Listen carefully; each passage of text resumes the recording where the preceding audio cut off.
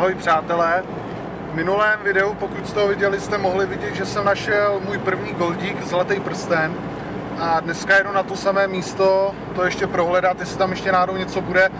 Já si myslím, že určitě ta louka je teda hodně velká a za celou dobu, co jsem tam minule byl jsem tam asi 1,5 hodiny, tak jsem prošel nějakých 10 metrů čtverečních, takže uvidíme, jestli dneska se tam ještě něco najde.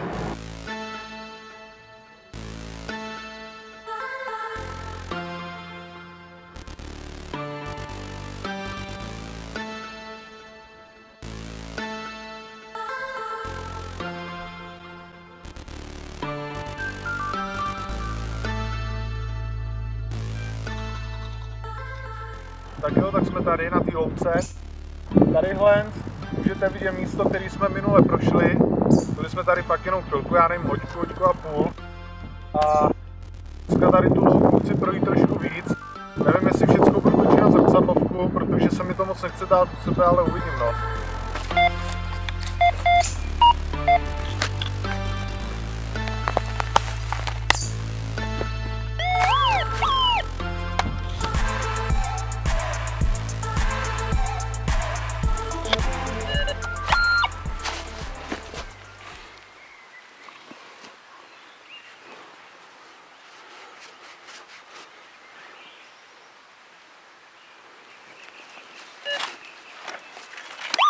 Tak on tam je ještě jeden.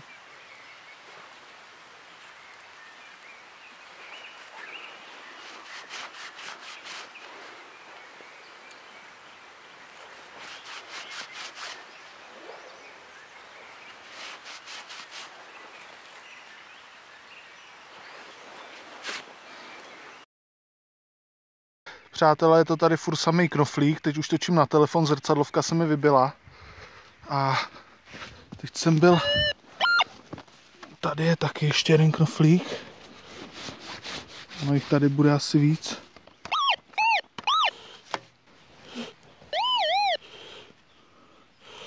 Tady někdo by měl být. Jo, tady.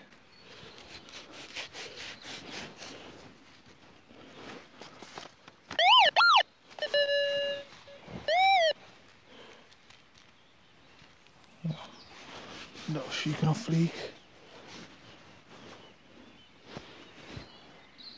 Jich tady opravdu hodně.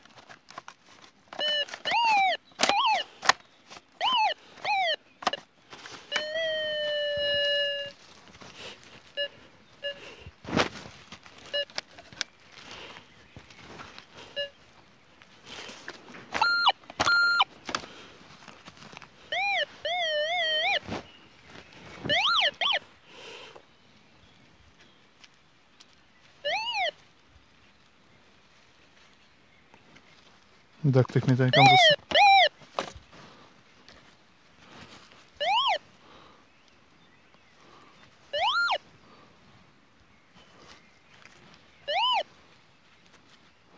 Aha, tak teď něco jiného úplně.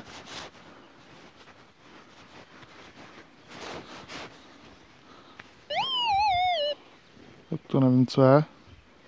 Ačkoliv knoflíků už je dost.